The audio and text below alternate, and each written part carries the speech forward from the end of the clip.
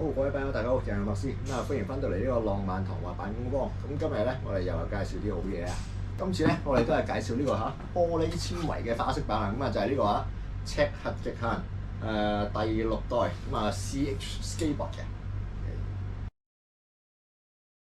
外國嘅網友咧，咁啊可能會好陌生嘅，因為完全未聽過呢個牌子嘅。咁佢係咩咧？佢係一個係中國嘅品牌。咁相信各位都知道啦，即係3大生產滑板嘅大國啦。第3咧就好似係加拿大，第2咧就應該係墨西哥。最大嘅滑板生產國咧就係中國。即係嗰啲咩 Walmart 嗰啲咧，咁啊其實咧都係中國生產嘅，90%到90%半嘅滑板咧。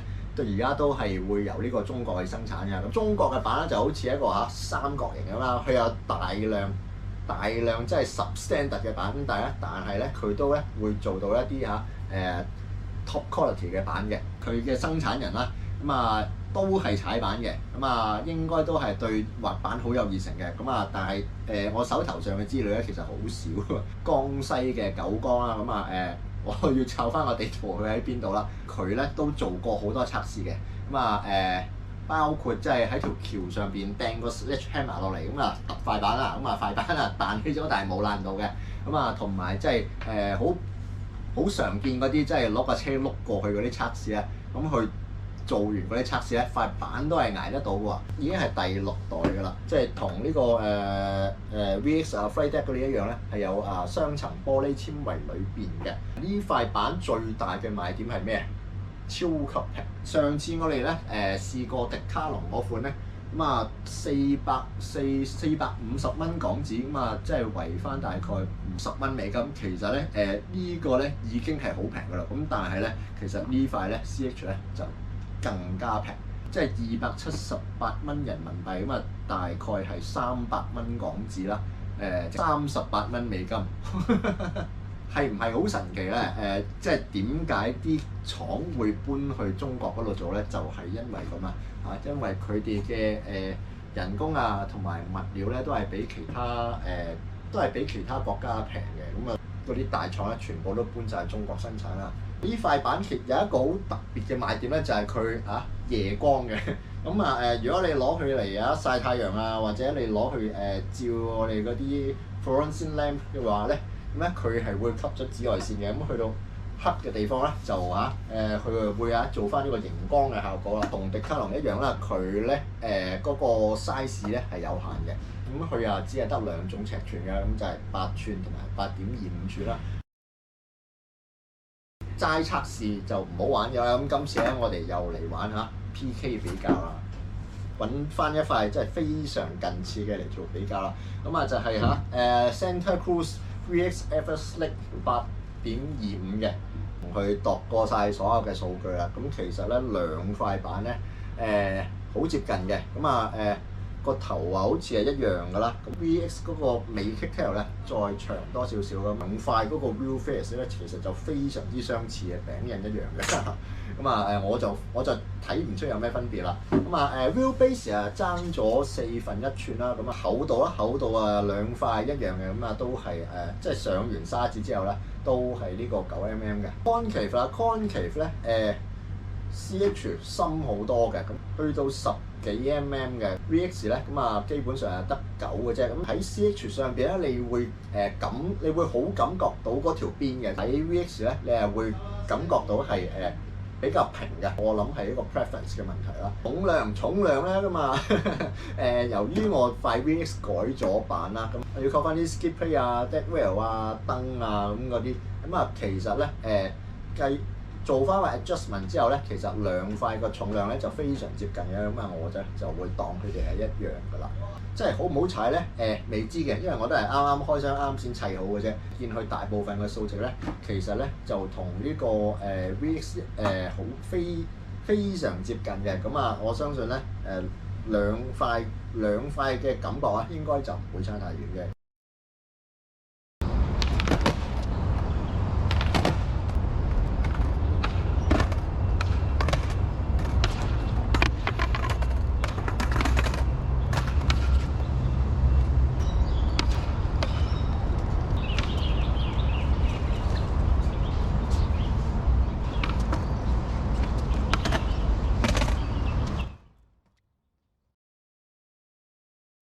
試踩完呢個赤核極限咁CX Skateboard 嘅第6代玻璃纖維花式板之後咧，咁我嘅評價咧就係、哇！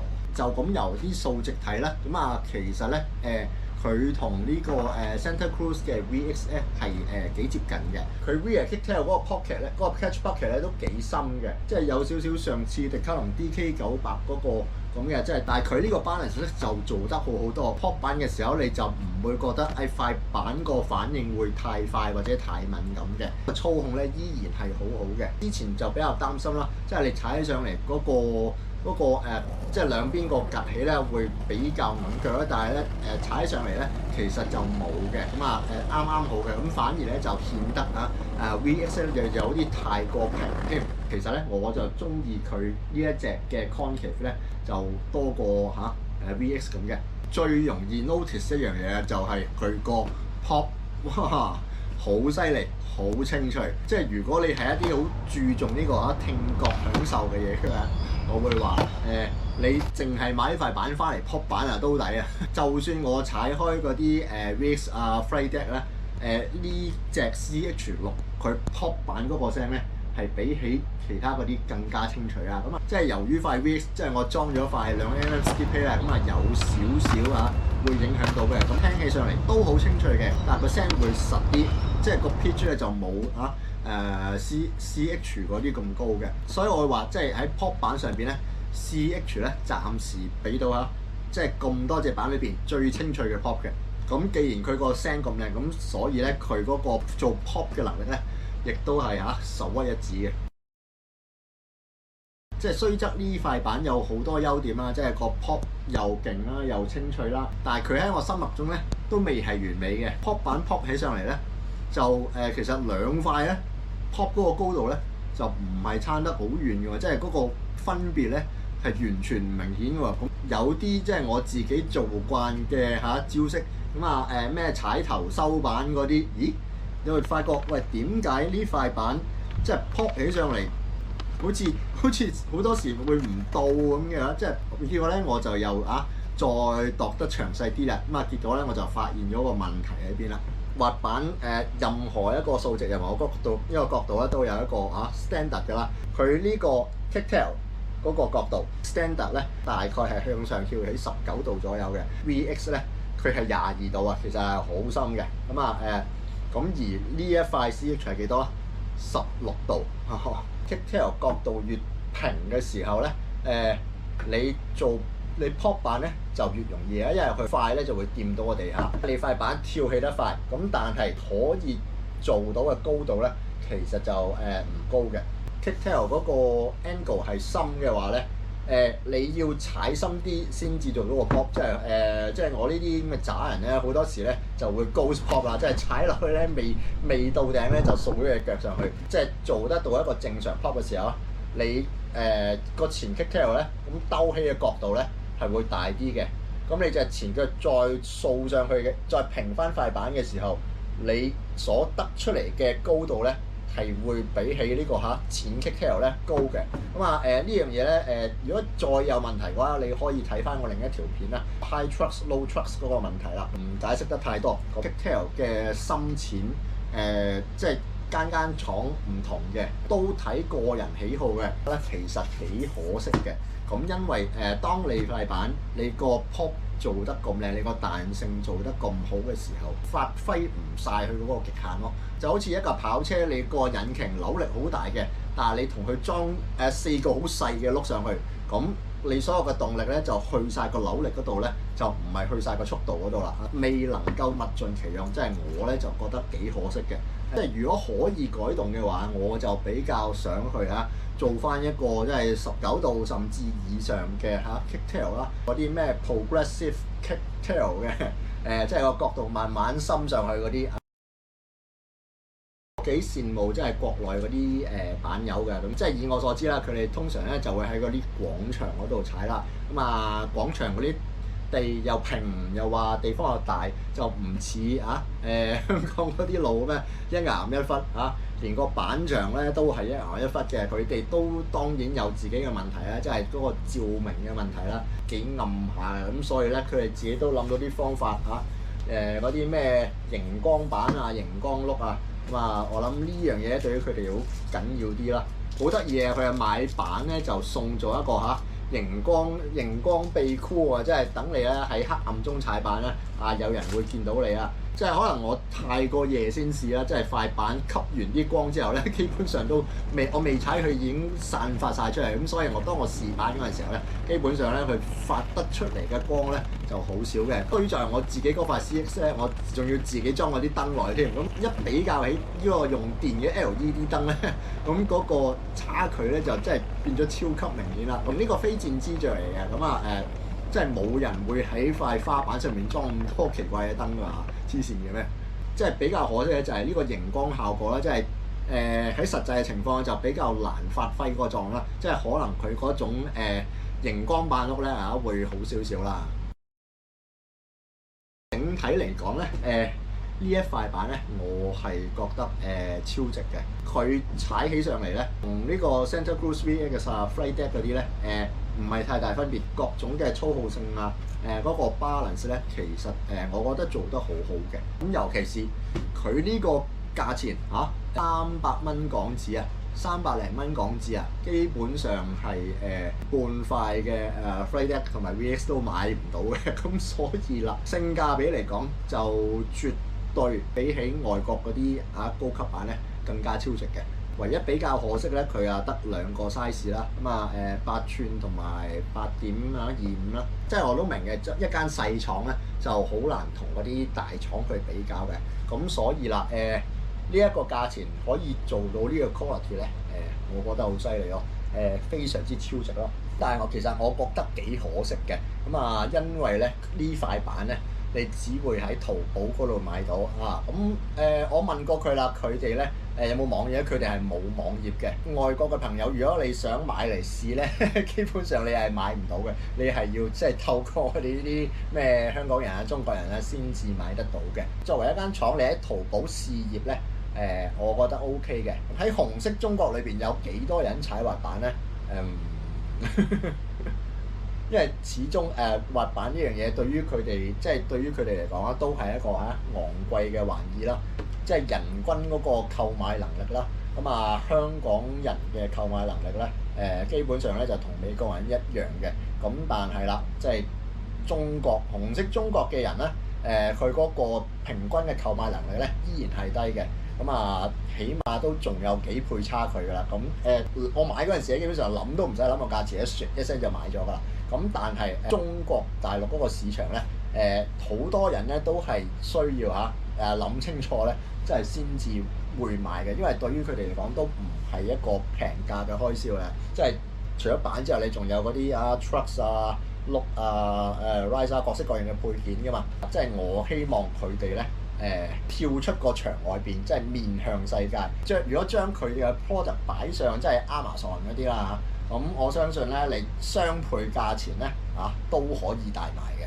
呢個世界上滑板大國始終都係美國歐洲日本嗰啲。如果你呢塊板係即係只限喺呢個中國地區發售咧，咁你個市場實在太細啦，即係完全限制咗你自己個發展咯。雖則中國有14億人啫，咁但係即係呢個世界其實有65億人㗎嘛，仲有更多嘅板友係會想試你嘅板㗎嘛，所以我都希望佢哋咧，即係開返自己嘅 YouTube channel Instagram 嗰啲咧開始面向世界啊。就係咁啦。CH Skateboard 佢嘅第6代啦，玻璃纖維嘅花式滑板啦。即係我又 surprise， 亦都唔係好 surprise。有啲人係因為興趣而到去做呢個滑板嘅，亦都做得唔錯添。但係唔係咁 surprise 嘅咧，就係其實咧呢一個 quality 咧，你已經幫人哋做緊㗎啦。即係呢樣嘢咧係你既有嘅嘢啦，只不過係睇你想唔想做，又或者你肯再花幾多功夫落去咁解嘅啫。同上一次嘅迪卡龍嚟比咧，我覺得呢塊咧係高2個檔次。佢嘅價錢咧仲要再平啲，即係280蚊人民幣。基本上係迪卡龍嗰塊嘅五分三左右啦。打完之後2塊比較咧，我絕對咧係會選擇呢個 CH 啦，而唔要迪卡龍嗰塊啊。作為中國一間細廠嚇自家出品嘅第6代啦，即係我希望咧佢咧就可以繼續改良嗰啲，我相信佢嘅第7代咧或者第8代咧就應該可以砌低其他嗰啲外國對手噶啦。好，就係咁多咁啊赤核極限 CH 第6代咁啊玻璃纖維花式版啦，我覺得係絕對值得推薦嘅，即係如果你踩開花板又對呢個玻璃纖維有興趣嘅，咁啊絕對值得買嚟試下。即係雖則佢 size 得兩隻，但係你有唔同嘅花式板啦，即係你唔怕我啲踩痛板嗰啲女女正啊！板身佢有三種款式啦，咁啊個 grip tape 咧都有6種款式可以揀嘅。咁啊，如果你有錢嘅話，你甚至可以自己custom 咗佢添，即係佢個 pop 咧絕對係做得好好啦。咁啊個聲咧非常之咁清脆悅耳啦。如果我再遇到啲咩有趣嘅版咧，我係會攞翻上嚟嘅。而家我嘅 subscribe 數就真係去到580幾啦。咁啊，如果我有機會去到600嘅時候啦，咁啊〜我話應該會攞3塊出嚟抽獎啊！咁所以叫多啲朋友嚟subscribe 我個 channel 焗佢上600，跟住咧我哋又嚟一個大抽獎啊！好，今次就係咁多，有機會再見。